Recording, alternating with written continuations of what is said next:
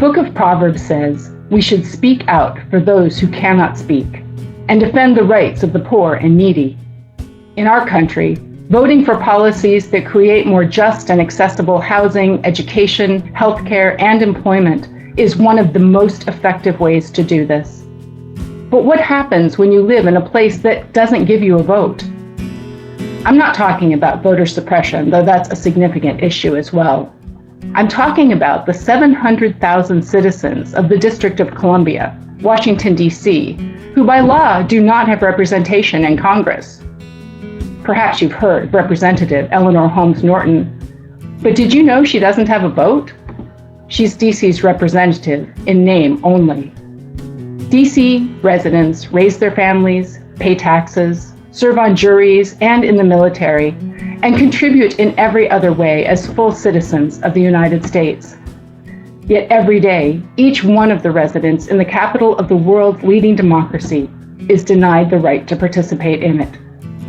Perhaps people don't realize that in the late 1700s, the District of Columbia was an area of sparsely populated farmland and swamp.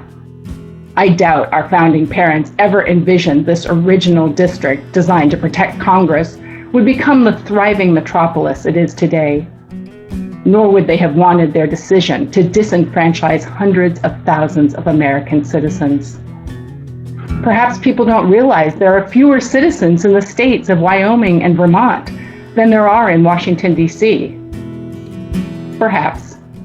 I think most people simply don't know that so many U.S. citizens are denied representation just because of the zip codes in which they live.